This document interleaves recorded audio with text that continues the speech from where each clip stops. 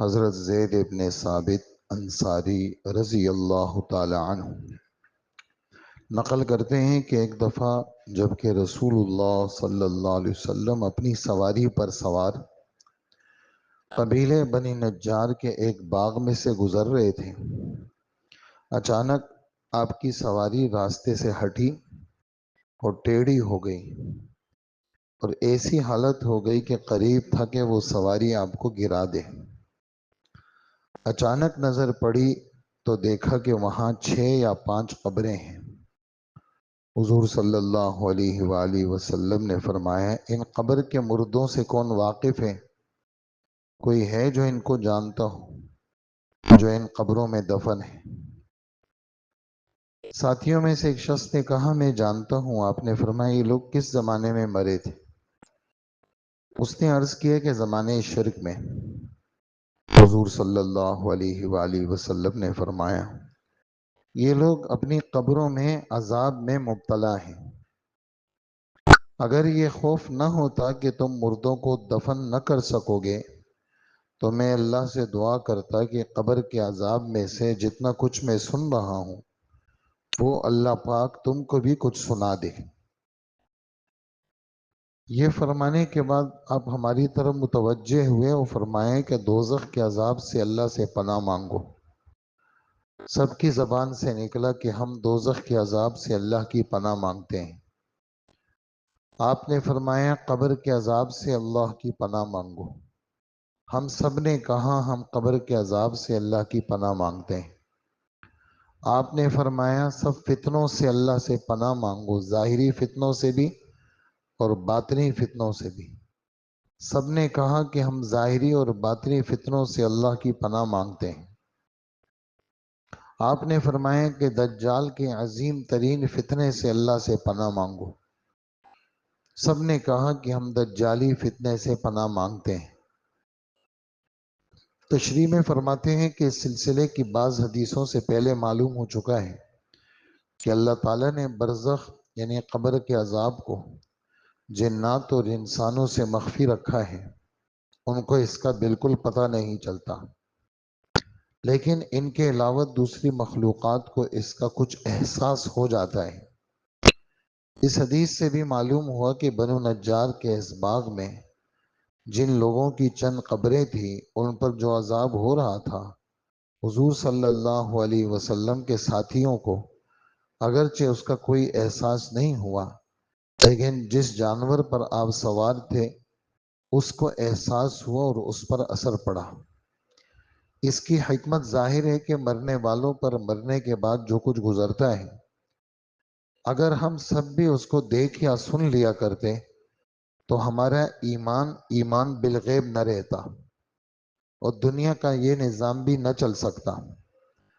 جس وقت ہمارے سامنے ہمارا کوئی عزیز سخت تکلیف اور مصیبت میں مبتلا ہو، ہم سے اس وقت کوئی کام نہیں ہو سکتا۔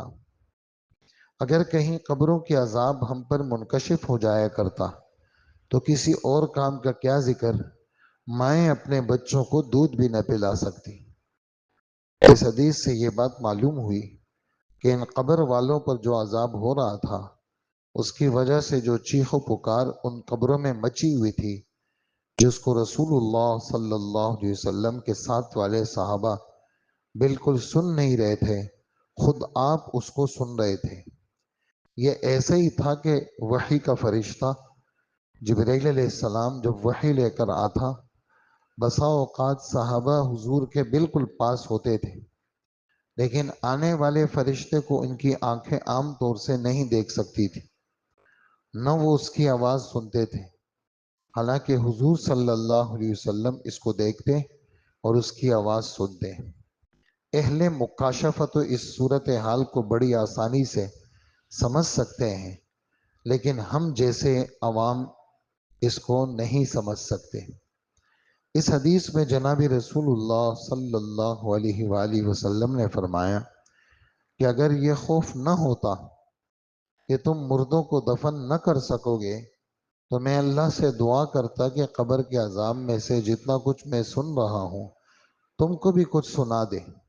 اس کا مطلب یہ ہے کہ قبر کے عذاب کی جو کیفیت اللہ نے مجھے دکھا دی اور عذاب دیے جانے والوں کی چیخ و پکار جو میں سن رہا ہوں، اگر اللہ وہ تمہیں بھی سنا دے تو اس کا خطرہ ہے کہ تمہیں موت سے اتنی دہشت ہو جائے کہ مردوں کے دفن کفن کا انتظام بھی نہ کر سکو۔ اس لیے میں نے یہ دعا نہیں کی کہ تمہیں بھی سنا دے۔ اس کے بعد جناب رسول اللہ صلی اللہ علیہ وسلم نے صحابہ کرام کو اللہ سے پناہ مانگنے کی طرف متوجہ کیا۔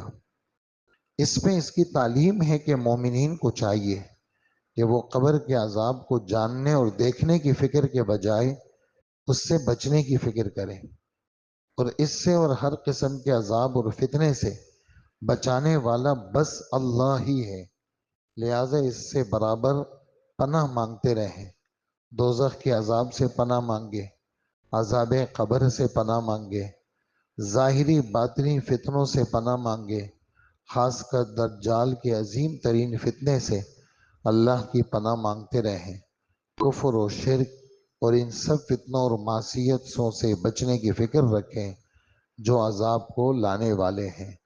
اے اللہ، ہم سب کو قبر کے عذاب سے بچا لیجئے اور دوزخ کے عذاب سے بچا لیجئے، ظاہری باطنی فتنوں سے بچا لیجئے اور دجال کے فتنے سے بچا لیجئے۔ آمین ثم آمین، وصلی اللہ وسلم علی نبینا محمد وآلہ واصحابہ اجمعین۔ اے اللہ ہمارے گناہوں کو معاف فرما، اللہ پاک ہماری مغفرت فرما، اے اللہ خیر اور عافیت کو نازل فرما، ہمیں کسی انسان کا محتاج نہ بنا، اللہ ہمیں ہر قسم کی آوارگی سے محفوظ فرما، بیماریوں سے، آفتوں سے، ناگہانی مصائب مشاکل سے ہم سب کی حفاظت فرما۔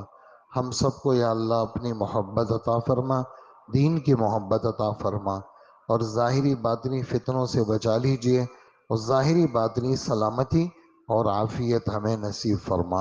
ہماری دعاؤں کو قبول فرما، وصلی اللہ وسلم علی نبینا محمد وآلہ واصحابہ اجمعین برحمتک یا ارحم الراحمین۔